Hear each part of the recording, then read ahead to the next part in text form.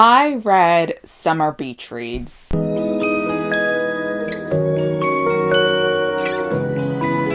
Hi guys, welcome back to the channel. Now for today's video, I'm doing a quick review of some of the beach reads I have picked up while I was on vacation / in the last couple of weeks of June, where I was just in the mood for summery reads to kick off this beautiful summer season. It's getting hot. It's getting kind of gross, it's kind of getting sticky, and the best way to kind of cope with that is to stay indoors with the AC on and to binge read a bunch of novels about the outdoors. So the first book that I wanted to talk about is this one. It's a very talked about book. It's trending now. It's gaining steam. It's growing more and more popular. I think when I first checked this book out, it only had under 10,000 ratings on Goodreads, but now has well over 40,000 reviews and ratings on Goodreads. So kudos to Carley, who is a debut author with her book called Every Summer After. And now when I first heard about this book, it was kind of picking up steam because it was being compared a lot to Love in Other Words by Christina Lauren. It follows a past and present storytelling, and it essentially involves our two characters who grew up as childhood friends. They meet at a cottage. So our hero's family actually lives in this very small town in Ontario where I live, and she and her parents bought a cottage that's kind of like right next door to his house. So that's how they meet when they're children, essentially. And they hang out every single summer. They get to know each other. They become friends.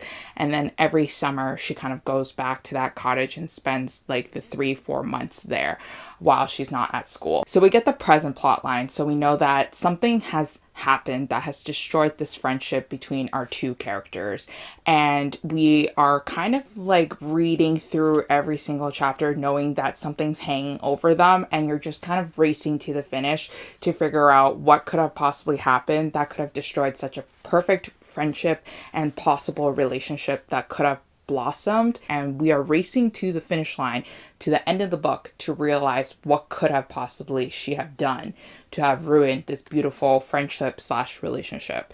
And then also throughout the chapters, you kind of see them growing up, dealing with things in this high school and university years, their career choices, and their life choices that all lead up to the point where they meet each other again. Now, this book reminded me a lot like Love in Other Words. It also reminded me of like The Summer I Turned Pretty by Jenny Hong, because it features our heroine kind of having two brothers. It's not that she's like picking between two brothers, but I felt that it was very similar that these two brothers played such a huge impact in her life and her childhood growing up. And I just thought that this book lacked a lot of what I was expecting, because I had really high expectations entering this book because everybody has been talking so highly of it. All the popular booktubers are talking highly of it. All the bookstagrammers are basically loving and adoring this novel. But there was just like nothing desirable between our two characters. Like I never really wanted them to get together, nor did I want them to not be together. I just didn't really care about our characters at all. I felt that the tension and the romance and the chemistry between them was talked about, but I didn't necessarily feel it in my bones. Other than that, I just didn't really like the ending as well. I felt the ending was very glossed over. She did something that is definitely something that is not easy to accept, but our hero was willing to accept it and to forgive her, which I found a little mind-boggling. So in the end, I gave this book a 3 out of 5 stars because it kept my attention. It was easy to read. It reminded me a lot like Summer, and it definitely is something that I would recommend you to pick up to read in one sitting by the pool or on the beach, but it's definitely not a book that I will put on my favorites list. The next book that I picked up is this one from Tessa called My Killer Vacation, and now this one definitely surprised me. I have some instances with Tessa where I just don't really like her books sometimes, but then other books I really loved. Now this one I really enjoyed. So I was kind of wary stepping into this book because the last few books I've read by her I didn't really like. It Happened One Summer and Window Shopping were two books that fell flat for me, so I wasn't really expecting much from this book, but this one deserves a lot of hype, I feel like. So My Killer Vacation features a grumpy sunshine trope, and it was so grumpy jumpy. It was so sunshiny. Like, this was so good in that sense. Our hero is like this very cold man who is a bounty hunter who has learned to keep his emotions in check because of something that happened in the past where he kind of let his emotions drive him and make decisions for him and impact the decisions he made. And ultimately, it kind of made like life miserable for everybody involved in that case.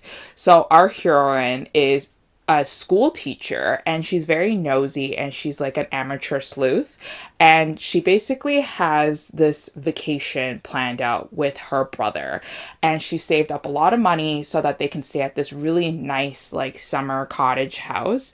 And on the first day, unfortunately, they discover a dead body, and she cannot like stop thinking about this dead body. She doesn't think that the crime is that easy to be solved because like the police have their suspicions of who the person is, and she doesn't believe it. So she tries to get into the investigation, and then our hero is the bounty hunter that was hired by the deceased family. So he's trying to stop her from kind of like invading the crime scene and kind of stirring up his business and making it harder for him to solve the case because he just wants to solve the case and leave the town.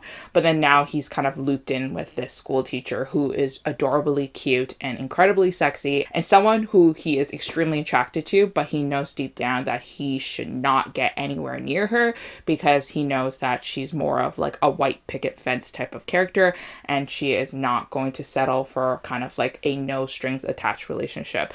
But obviously the sexual tension is there, and they just can't keep their hands off of each other no matter how much he tries to fight it. So this book was really good because I really liked the thrilling aspects of it. I liked how both of them kind of worked together in the end to try to solve the mystery. I liked the sexual tension, obviously, and I really liked the bickering. I felt that it was like really funny a lot of the times, and I was just kind of laughing out loud. Every character has a humorous side to them. So if you guys are looking for a really light, funny, romantic comedy, you need to check this one out. So this one, I gave it a 4.5 out of 5 stars. It wasn't a perfect rating for me, mostly because some of the writing in this book felt like it needed to be cleaned up. It was just really simple things of where our characters like body placements were just didn't really make sense. And then like some of the writing describing our heroine was kind of like making my eye roll a bit because like she was described to be this really beautiful, proper prim and princess type of character who tasted like apples. And the last time I checked, I don't think anybody can taste like a certain food group unless they were rolling around in that food. But so the next book that I read is this one called Love Wrecked by Karina Halle. And now this is my second Karina Halle book, but I have my first Karina Halle book in this video too as well. But Love Wrecked sounded like it was going to be this really fun romantic comedy. It basically involves our heroine who breaks up with her cheating boyfriend and decides to kind of go to her sister's bachelorette party slash pre-wedding party slash wedding, and she is not necessarily invited, but she was invited out of politeness, and then her sister never really thought that she would accept the invitation. So the whole party is not planning her arrival, so there's not really an extra space for her to stay in. There's not really anything planned out for her, and she's kind of sticking out like a sore thumb in among the friend group. So it's getting a little bit awkward, and then unfortunately for them, they kind of get caught up in this really big storm when they're on like this boat slash yacht, and they're kind of going through the islands. And so the shipwreck happened, and they miraculously all survived, and they kind of lay on this island that they found, and they're trying to figure out ways to survive, you know, like have food, figure out how to reach civilization. But if you guys are expecting this book to be kind of like one of those Lost episodes where they are really just trying to survive, don't worry, it's not like that. It's mostly just them having shits and giggles, and then them realizing that they're not stranded at all and that they are going to be saved sooner rather than later. And our heroine is attracted to the best man, but unfortunately the best man is kind of like an a-hole. So then they kind of go together like fire and water. They're completely opposites of each other. It's like a hate-love relationship. And they know that they shouldn't hook up, but they can't keep their hands off of each other once again. And then obviously they do fall in love. Now, this one, I gave it a 2 out of 5 stars, mostly because I really struggled to like any character in this novel. I felt that everybody was just bullying our main heroine. And sometimes, yes, I understand that our main heroine is kind of annoying, but I really don't get or understand like the relationship between our heroine and the sister who is getting married, because the sister who's getting married is like literally always ragging on her and always making her feel bad, and explicitly says, I never really thought that you would actually come to my wedding, which makes no sense to me, because I feel that like with family, if you invite them, you expect them to come, and if you really hated them, you would have never invited them in the first place. And then everybody just finds things to say about her and makes jabs, and nobody apologizes to her even in the last chapter. And I felt that our hero was being extremely rude too as well, so it kind of made it really hard for me to like our hero as well. And so overall, I just gave this one a 2 out of 5 stars because it wasn't what I was imagining. I wanted something light and funny, but ultimately in the end, I just felt bad for our heroine. Okay, so the last book that I want to talk about is my first Karina Halle novel. This one's called One Hot Italian Summer, and this one was recommended to me by a lot of my friends. I know that Jessica from Peaceful Books and Lacey from Lacey Book Lovers really liked this book, but unfortunately for me, I did not like this book. I gave this one a 2 out of 5 stars. This one reminds me of the Christmas movie called The Holiday. Basically, our heroine is sentenced to go on vacation because she is suffering writer's block, and her editor is like, we need you to get your head in the game so that you can finish writing your book. So she thinks it's a good idea to send her away on vacation to Italy, and thank goodness, because the editor has like this Italian villa like situation where she can stay. So she's like swimming, she's having fun, but then she realizes that somebody's watching her, and that somebody is this really hot Italian man who is our hero. And there is, I think like it's a son, if I remember correctly. He is a single father to a son, and he is actually the editor's ex-husband, which is a little taboo for me, I feel like, because it's like a working relationship. You know, you're working closely with your editor who's trying to get your book to New York Times bestsellers list. Why are you having the hots for her ex-husband? You know what I'm saying? So ultimately, this book ran a little too slow burn for me because I felt that it took a lot for our characters to get together, but our hero was like extremely attracted to her. What I liked about this book, though, was that he gave her a lot of time and space for her to explore herself, to learn more about herself so that she could grow more into herself, so she could like find the words to write in the book. What I didn't like about it was the taboo aspect. I just couldn't get over it. I thought it was like way too weird. I also thought that like the son wasn't really there, so it didn't really like make me feel like he was a good father.